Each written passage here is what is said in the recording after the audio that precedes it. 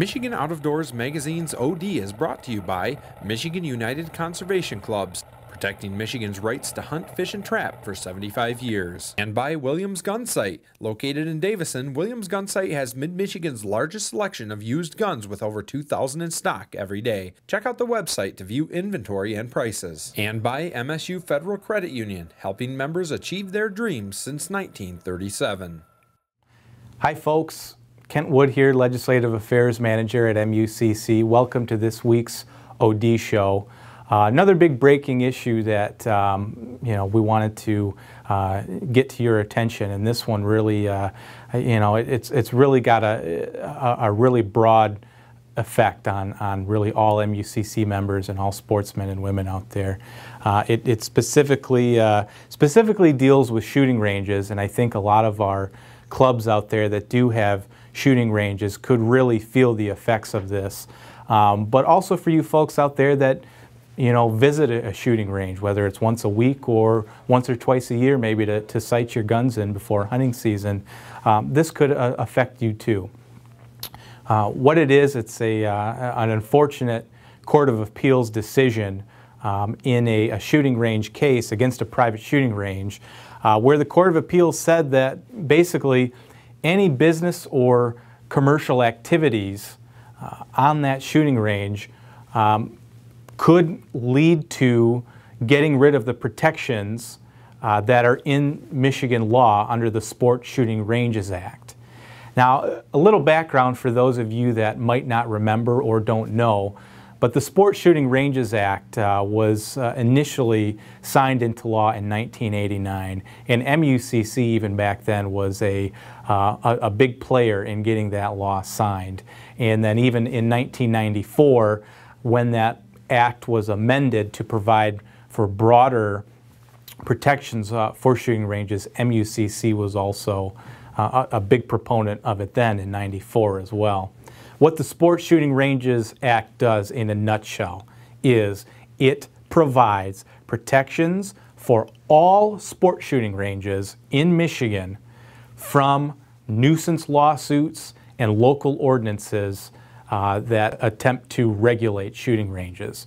And when I say all shooting ranges, I really mean all shooting ranges. There's nothing in the Act that narrows down the type of sport shooting range that's protected under the Act. So whether you're a private range, a public range, whether you own the range as a business, or whether you're part of a club or a nonprofit organization that runs the range, that was really the intent, was to protect these ranges from these nuisance lawsuits and local ordinances. Now that's where the issue comes in, is the Michigan Court of Appeals really sort of went off on their own and said, no, we feel that really any range that any sort of business or commercial activity really was not intended to provide the protections for that range.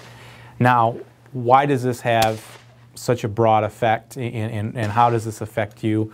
Well, if you think about no matter what range you belong to or go to, you'd be hard-pressed to find any ranges out there that don't charge either some sort of user fee to the public to use the range, membership fees to join the club.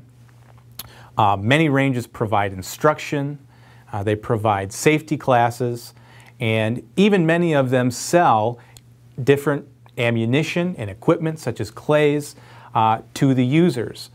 These are all forms of business or commercial activities that every range does, and every range has done, really since ranges have come into existence.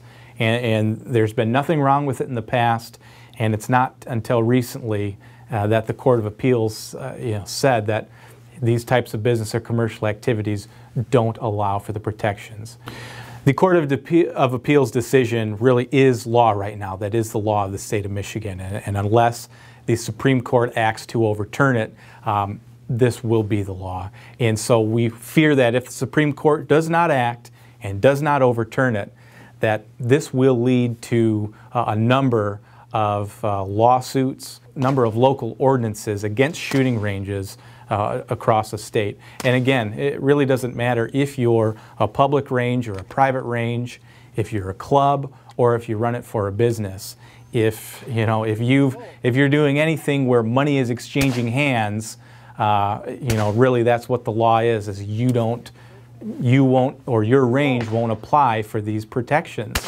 And so if the law is upheld, we fear that there could be a number of lawsuits and ordinances out there that are not in the best interests of shooting ranges or our great tradition of shooting sports in the state of Michigan. MUCC is very concerned about this, and we are going to get active and engaged in this issue. What we've done so far is recently, this past week, we filed a friend of the court brief to the Michigan Supreme Court asking them to look at this decision again and ultimately to overturn the decision. We will be providing all of our clubs and our members more information as this issue moves forward. We just kind of wanted to get it on your radar right now because it is a big issue, and it is one that MUCC will be actively engaged in coming up in the near future. We'll also be asking for your help and your support and your club's help and support as well, because whether you're an MUCC affiliated shooting range or not, this is going to affect you, and it really could have some broad and really drastic consequences for shooting sports across this state. And so it is an issue of big concern. It's one we're taking very seriously. It's one we're going to be very active and aggressive on, and we will be providing you more details in the coming weeks and months as this issue moves forward.